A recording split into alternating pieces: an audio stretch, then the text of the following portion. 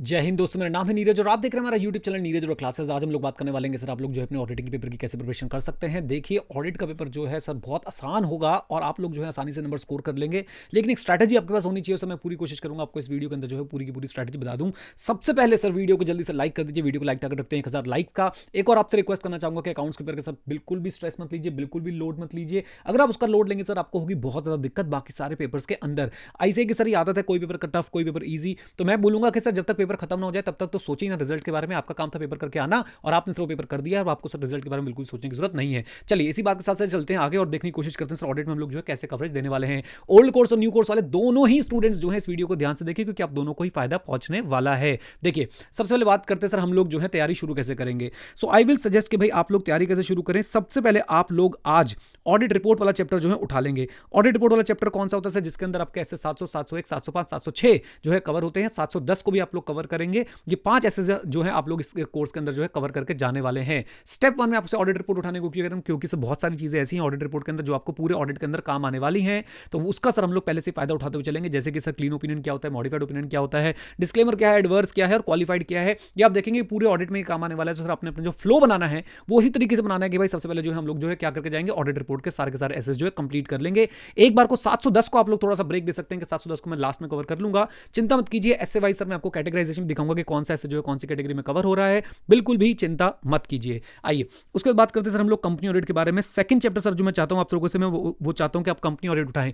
देखिए, जब आप ऑडिट पढ़ने बैठते हैं सर तब आपको जो है एक बेसिक्स का पूरा चैप्टर पढ़ाया जाता है, उसके बाद सर धीरे धीरे आगे बिल्डअप किया जाता है। लेकिन जब आप पेपर की तैयारी करने बैठ रहे हैं तो सर मेरा फोकस यहां पे है कि कैसे आप लोग जो है अपने पेपर के लिए अपने पेपर को ध्यान में रखते जो है वो आप कवरेज करें। तो कंपनी ऑडिट सर हमेशा जो है अच्छी खासी कवरेज हो जाती है। उसके अंदर सर आप लोग कारो भी पढ़ के जाएंगे और कंपनी ऑडिट के जो सेक्शन है वो भी पढ़ के जाएंगे। ओल्ड कोर्स वाले जो बच्चे हैं सर वो कंपनी ऑडिट 2 भी इसी के अंदर कवर कर लेंगे। देन उसके बाद थर्ड चैप्टर पे आएंगे सर। थर्ड जो हमारा पॉइंट होगा वो होगा audit of different type of entities. जो ओल्ड कोर्स वाले बच्चे हैं उनके लिए होगा सर स्पेशल ऑडिट।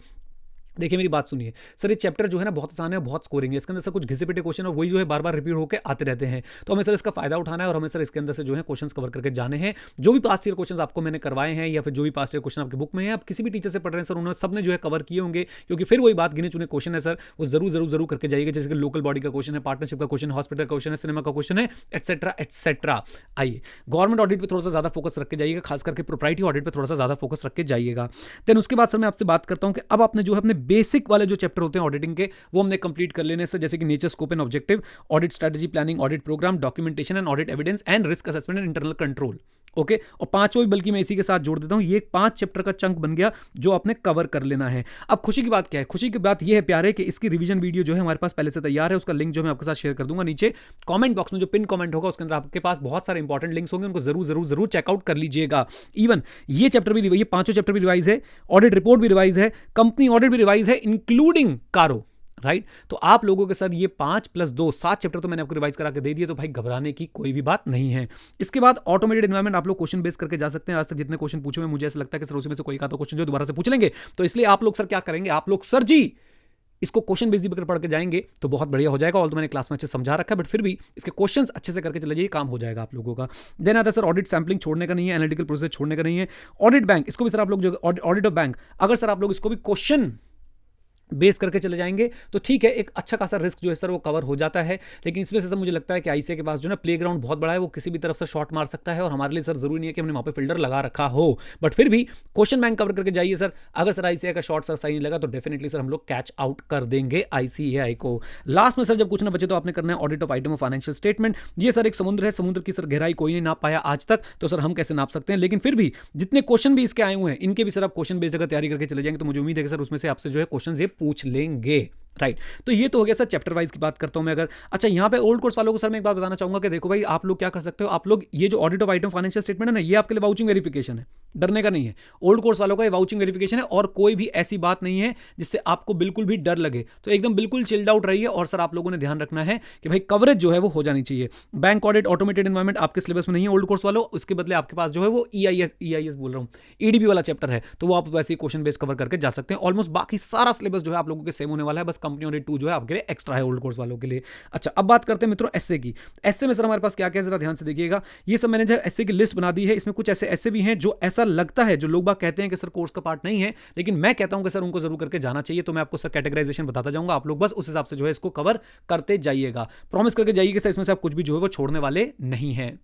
लीजिए, सबसे पहले 200 सीरीज की बात करते हैं सर। ऑलमोस्ट सर जितने भी ऐसे हैं 200 सीरीज में एक्सेप्ट 250 सारे के सारे जो है ए कैटेगरी वाले हैं। ऐसे को कवर करने से पहले सर मैं आप लोगों को एक बहुत इंपॉर्टेंट टिप देना चाहूंगा। बहुत इंपॉर्टेंट टिप ये है कि मित्रों आपने याद रखना है कि जो भी ऐसे चैप्टर के साथ आता है उसे आप चैप्टर के साथ ही कवर कर देंगे, उसके लिए हम एक्स्ट्रा एफर्ट जो है वो नहीं लगाने वाले हैं। लीजिए, तो ये है सर हमारे कुछ एसेज की लिस्ट। सबसे पहले 200 सीरीज में बस एक ऐसे आप मार्क कर लीजिए, कौन सा 250, इसे मैंने सी सीरीज सी मार्क कर रखा है, यानी कि सर ये आपकी सी कैटेगरी में आता है। अदरवाइज 200 के जितने भी और बाकी एसेज हैं वो सर जी आपके लिए जो है ए कैटेगरी के अंदर फॉल करते हैं। फिर 300, 315 और 320, 315 भी सर जी एक कैटेगरी में ही फॉल करता है। 300, 315 तो एक कैटेगरी में ही। 330, अब ये ऐसे सर कई लोग मुझसे लड़ सकते हैं कि सर ये ऐसे तो सर पेपर के अंदर ये ऐसे तो सर आईसीए ने डिलीट करा दिया। देखो भाई, आईसीए ने डिलीट करा दिया। आईसीए ने सर डिलीट कराने के बाद एक और नोटिफिकेशन निकाली थी, वो आपको लोग बताते नहीं है। और नोटिफिकेशन ये थी कि सर वैसे तो हमने ऐसे डिलीट कर दिया, लेकिन अगर उसको ऐसे से रिलेटेड कंटेंट किसी चैप्टर के अंदर कवर होता है तो सर वो आपको पढ़ के जाना पड़ेगा, right?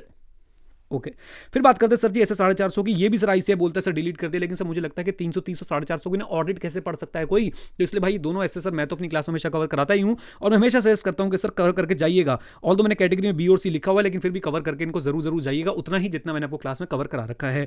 Then coming to the point sir, ऐसे 500 की सीरीज में आपका 500, 505, 520, 530, अब देख रहे हैं चैप्टर के साथ वाले एसेज भी हैं इसके अंदर। चैप्टर के साथ वाले एसेज कैसे हैं मित्रों, याद कीजिए। 520 क्या है, 520 क्या है, जल्दी से बताइए मुझे कमेंट बॉक्स में। 530 क्या है, 520 एनालिटिकल प्रोसेस, 530 ऑडिट सैम्पलिंग। सोचा हमने चैप्टर कवर किया होगा, हमने सर वहीं पे डेफिनेटली जो है इसको कवर कर लिया होगा।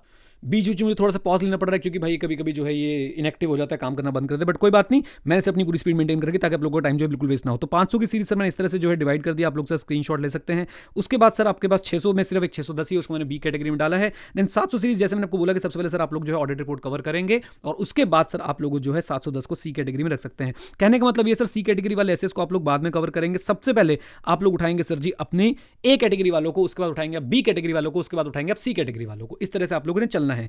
SQC1 भी है सर। SQC1 सच बताऊं तो सर SQC1 आपको अगर अलग से आप नहीं पढ़ रहे तो भी चल जाएगा। रीजन बीइंग सर SQC1 में और SQ220 में काफी ज्यादा ओवरलैपिंग होती है, और साथ साथ में सर SQC1 की जो 2-3 इंपॉर्टेंट बातें, जैसे कि रिटेंशन कब तक करनी है ऑडिट डॉक्यूमेंटेशन की, वो आपके SQ220 में हम लोग आपको कवर करा देते हैं, राइट? तो इस तरह से सर मैंने एक छोटी सी स्ट्रेटेजी बनाई है आप लोगों के लिए। देखिए बच्चों, एक बात नहीं सुन लीजिए, ऑडिट में पास होना जो है वो बहुत आसान है। क्यों आसान है मुझे बता दो जल्दी से। सबसे पहले सर 30 मार्क्स के जो है सर आपके आ जाते हैं क्या, MCQs। उसके बाद सर 14 नंबर के आपके पास आ जाते हैं क्या, ट्रू फॉल्स। यानी 44 नंबर का पेपर आपके यहीं पे हो गया। अब 44 में से सर आप लोग जो है ना, आप लोग एकदम लल्लू बच्चे भी हो, यानी कि लल्लू बच्चे से मेरा मतलब है सर आप लोगों ने मेहनत करी, कॉन्सेप्ट पता है, लेकिन ठीक है आप थोड़ा सा और लास्ट में जो एफर्ट नहीं दे पाए हो, या फिर सर ठीक आपकी मेहनत है, तो भी मैं आपको बोल रहा हूं कि मित्रों आप लोग 44 में से मिनिमम 28, 30 कुछ तो ले आओगे, 25 भी लगा लो। उसके बाद सर आपके पास जो पेपर बचता है वो होता है सर 56 मार्क्स का। अब 56 का भी सर अगर मैं आधा कर देता हूं, 56 का भी अगर मैं आधा कर देता हूं, तो भाई हमारे पास कितना आ गया, मान के चलो सर हमारे पास 28 नंबर वहां से आ गए, आधा।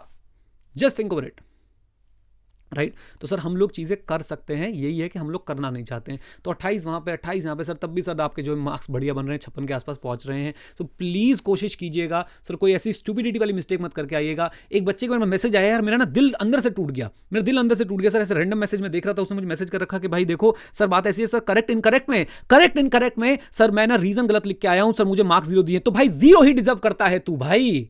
फिर पूछता है कि सर मैं सर अगर रीजन ना लिखे सिर्फ करेक्ट इनकरेक्ट लिखा हूं, अरे तब भी 0 ही आएंगे। तो ऐसी कोई स्टूपिड मिस्टेक मत करके आइएगा, आराम से शांति से अपना पेपर कीजिए। बिलीव मी गाइज, कोई नहीं चाहता फेल हो, कोई नहीं चाहता सर आपका करियर रुके। सिर्फ आप हो जो सर अपना करियर बदल सकते हो, अपना करियर बना सकते हो। बाकी सब सिर्फ और सिर्फ आपका साथ दे सकते हैं, जैसे मैं दे रहा हूं, जैसे बाकी सारे टीचर्स देते हैं। तो आपने सर उन सबके साथ की कीमत रखनी है, उन सबके साथ का सर आपने जो है अपने एक वैल्यू रखनी है, राइट? अगर आपके पास सर कॉन्सेप्चुअल नॉलेज है, अगर आपको सर लिखना आता है, तो सर ये पेपर सर आप लोगों के लिए एक स्ट्रेंथ बनेगा रादर देन वीकनेस, राइट?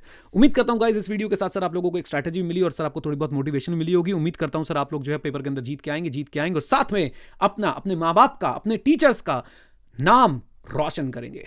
चलिए जी, thank you very much guys, stay connected, जय हिंद। और हाँ मित्रों, सीखते नहीं क्योंकि सीखना बंद, जीतना मत। Bye bye and take care, God bless you, love you.